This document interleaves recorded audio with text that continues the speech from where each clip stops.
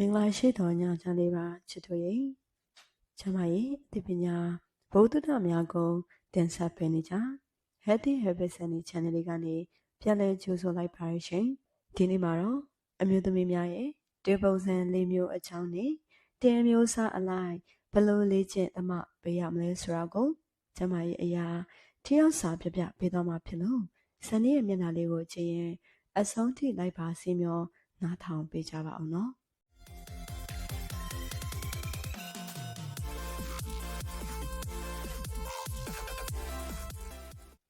ကိုတို့ရေ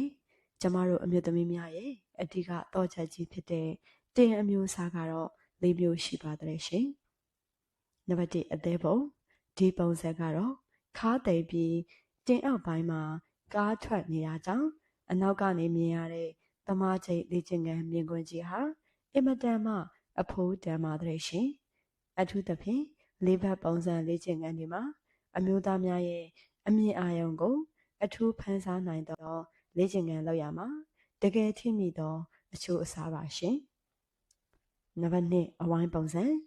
အဝိုင်းပုံကလည်းသမားကျိတ်လေ့ကျင့်ခန်းအတွက်အလိုက်ဖက်ဆုံးနဲ့အမျိုးသားများရဲ့ညီလေးအဖို့သွေးကြောတစ်ထောင်ပွန့်ထွက်ကျန်းမာစေပါတဲ့ရှင်။လေ့ကျင့်ခန်းလုပ်နေရင်အသားချင်းထိမိတဲ့အတန်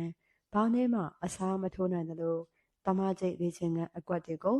ဘလို့ပုံစံဆင်နွှဲပါစေဣဆက်ညွှန်ညွှန်မှုကိုပေးပါတဲ့ရှင်အချိန်ကြာကြာစိန်ရှိရှိလေ့ကျင့်ခြင်းသူများအတွက်ကတော့အင်မတန်မိုက်တဲ့အဝိုင်းပုံတင်ကြီးပါရှင်နံပါတ်3စတူယန်ပုံတင်ပစုံရိုးဖြောင်းဖြောင်းနဲ့တန်မာတဲ့ဒီပုံစံပိုင်ရှင်တွေဟာ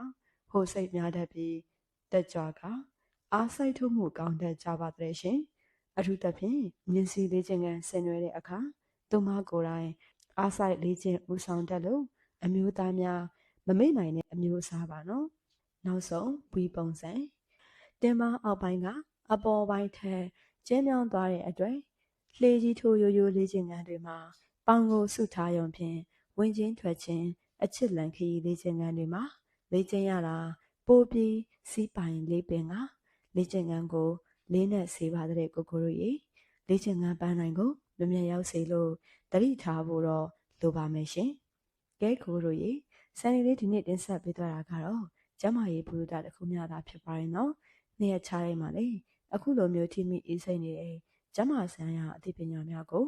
ဆက်လက်မြောက်ပေးသွားမှာဖြစ်လို့ channel လေးကို like and subscribe လုပ်ရင်းစောင့်မျှော်အားပေးနာဆင်ကြပါအောင်ရှင်အားလုံးကိုရမ်းချစ်ပါတယ်နော်